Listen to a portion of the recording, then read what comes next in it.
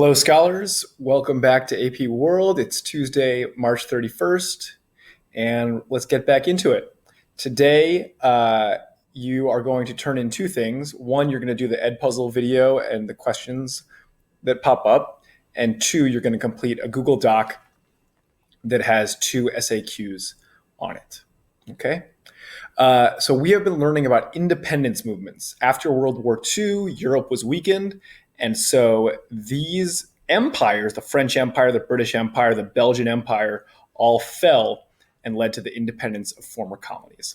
Last week, we talked about India. And this week, we're going to spend 3 days talking about China. And China is a huge deal in our course. We've talked about China so much, from the introducing the mandate of heaven to the spread of Buddhism and flexing on other regions around it, to the silver during the Ming Dynasty. And then we talked about the voyages of Zheng He when China flexed on the Indian Ocean. And we talked about the Opium Wars during the 1800s. So we've been to China a lot. And for the next 3 days, we're going to be talking about modern China. And in order to prepare for that, I'd like to teach you a song called the Chinese Dynasty Song.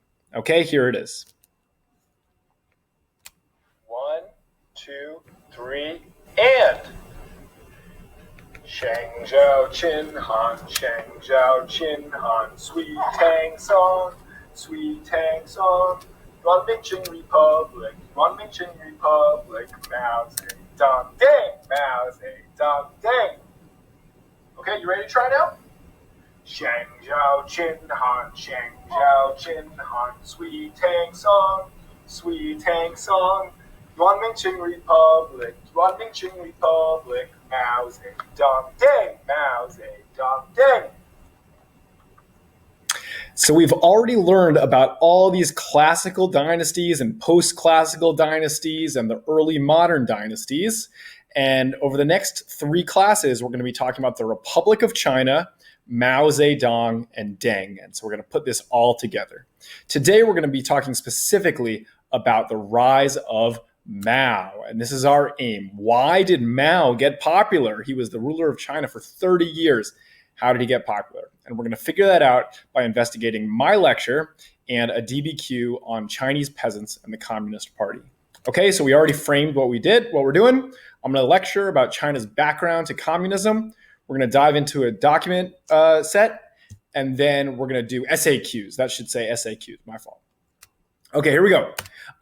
So when we last checked in with China, they were taking mad L's. Should I do it this way? Mad L's, like the Opium Wars. It was their century of humiliation. They got carved into spheres of influence by all of these countries during the Industrial Revolution period.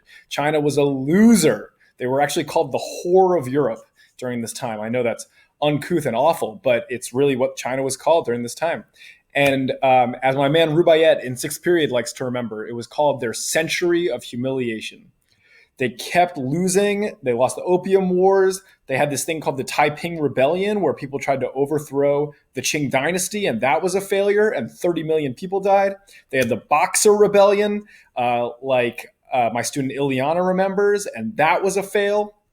And so China was just losing left and right.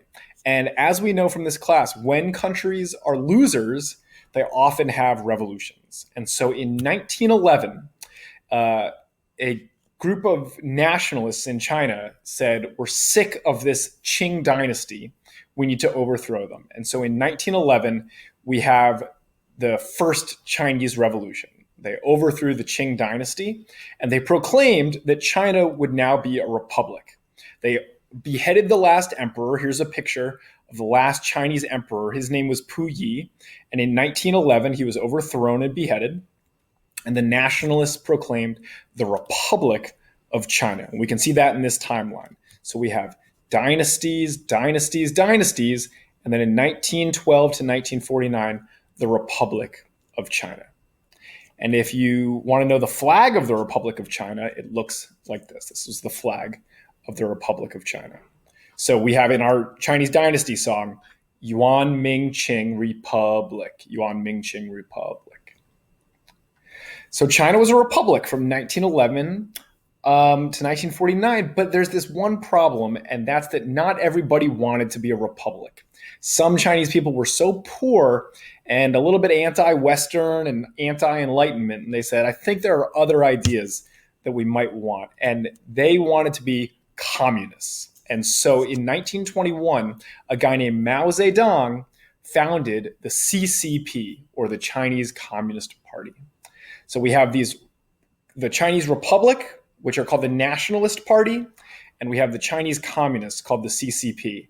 And they disagree with each other, and they had a civil war called the Chinese Civil War, and it lasted 24 years. We have here an illustration of the communists versus the nationalists in China. What kind of country do we want to be? Do we want to be a republic like European countries, or do we want to be communists, maybe more like Russia and eventually Cuba and Vietnam? So they fought this big civil war, and it looked for a while like the nationalists were going to win, and China would become a republic. And they had the communists backed up against the wall. But when that happened, Mao went on a long march. He ran away and he ran into the countryside. And everywhere he went, he talked to the peasants about communism. He said, let me tell you about communism. There are these rich people trying to keep you down. And I have the answer, and the answer is in communism. And here he is, marching through the countryside, spreading the values of communism, getting peasants on his side. Proving himself to be this great leader on his long march, building up the Red Army and building support for Chinese communism. And over time, the communists gained more power and had this big comeback and eventually took over all of China. And that's what we can see in this map here as communist China becomes whole and the Kuomintang, the Republican Party, the Nationalist Party, loses. And the nationalists actually got exiled and sent to a different place. They got sent to this island here, the island of Taiwan, where they were exiled by the communists. And actually, if you look up the flag of Taiwan today, it is the same as the Republic of China. And you can see it says Flag of the Republic of China. So today, Taiwan actually claims to be the real China. And they think the communists are kind of posers. But that's an argument to be had for another day. Okay, so in 1949 is the year that China became communist, and Mao and his Communist Party won the Civil War. So people call 1949 the year of the Chinese Communist Revolution, their second revolution, where they overthrew the republic and became communist. And what we're going to do now is pause the video and ask you a couple of questions to digest this idea of the Chinese Communist Revolution. Okay, so nice job. That's my lecture on China's background to communism. And now we're going to make it come alive a little bit with some documents. So I think on my next slide, I'm going to do in 2014. Okay, in 2014, 6 years ago, Guardians of the Galaxy was huge in movie theaters. Taylor Swift's Blank Space topped the record charts. I got a blank space, baby, and I'll write your name. And Mr. Ruthier and his AP World History students looked like this. These kids are seniors in college right now. And on the AP World History exam, the DBQ asked about the relationship between Chinese peasants and the Communist Party between 1925 and 1950. Particularly, why did peasants opt for the communists between 1925 and 1950? So we're going to play with a shortened version of that DBQ today in order to answer short answer questions. So now I'm going to go to my Google Doc. Boop. Boop. All right, here we are. Let's zoom in a little bit. Yeah, okay. Using the following documents, evaluate the reasons for the rise of the Chinese Communist Party from 1925 to 1950. So before I dive in, I want to think to myself, what is this prompt asking me? If I had to rephrase it into a question, what would it be? And if I was going to rephrase it, I would rephrase it as, why did peasants support the communists from 1925 to 1950? Okay, and here the AP people give me a little bit of background.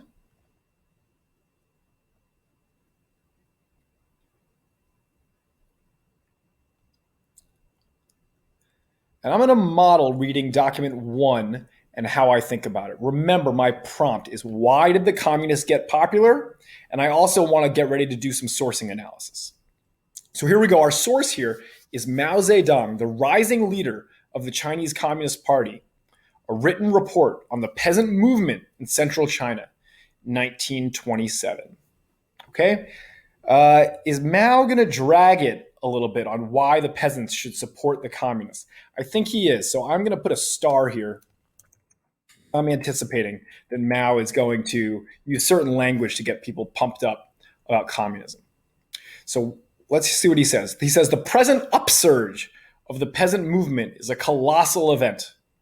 In a very short time, in China's central, southern, and northern provinces, several 100 million peasants will rise like a mighty storm, like a hurricane, a force so swift and violent that no power, however great, will be able to hold it back. They will smash all the chains that bind them and rush forward along the road to liberation. They will sweep all the imperialists, warlords, corrupt officials, local tyrants, and evil landowners into their graves. What a motivating Mao. Okay, so I'm going to digest a couple things from here. First of all, let's remember the prompt. Why did peasants support the communists? From here, my vibe is that the peasants supported the communists because the communists empowered the peasants, right? Mao uses words like a force so swift to make the peasants feel so strong. And the other thing the communists did was that the communists labeled enemies of the peasants, right? They kind of told the peasants, that's the bad guy, that's the bad guy, that's the bad guy, and you are the good guy. So I'm going to highlight that imperialists and warlords and corrupt officials were seen as the enemies of the communists. And finally, I want to note that Mao uses some loaded language in here. So when he uses the word like colossal, right, that's a reflection of him being the rising leader of the communists trying to get the peasants pumped up. Okay, so we just read document 1, and now what I'm going to ask you to do is dive into the other documents, document 2, 3, 4, and 5, and I want you to think about grouping in response to the prompt about why the communists got popular. And I want you to think about sourcing analysis, okay? Who's dragging it? Why are they dragging it? And do a word level analysis. And I'm going to ask you some questions in the Ed puzzle to make sure that you're thinking about those ideas.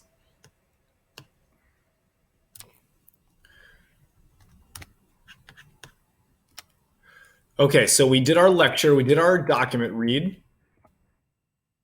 And now what we're going to do is some short answer question work. The AP exam is now just 45 minutes long, and so I'm pretty positive that there's going to be a lot of short answer question work. So I want to zoom in on it. Alexa, stop. And my concern is that the SAQs that we're doing are not answering the prompt enough. Okay, I want you to be really annoying about how specifically you are answering the prompt. And so I'm going to go to the classwork and guide us through a little bit of practice with short answer questions. Let's go here. Okay, so let's read my little preaching here. What I'm saying is that I'm really concerned that we're not being serious enough about answering the prompt. Please echo the prompt in your response throughout all of your writing exercises, especially in the short answer questions. So let's do a model, and I'm choosing this model to review because the AP exam is in just a month and a half. Okay, so the prompt is identify and explain one cause for the end of Zheng He's voyages during the Ming Dynasty. Okay, throwback. It's Throwback Thursday, Throwback Tuesday here in our virtual class. Okay, here we go. One cause for the end of Zheng He's voyages during the Ming Dynasty was the Confucian worldview and Chinese wealth. In the Confucian worldview, trade was looked down upon, and supporting your ancestors was praised. Therefore, when scholars took over the government, they were less interested in Zheng He's long-distance voyages and had a good excuse to end the voyages in the 1430s.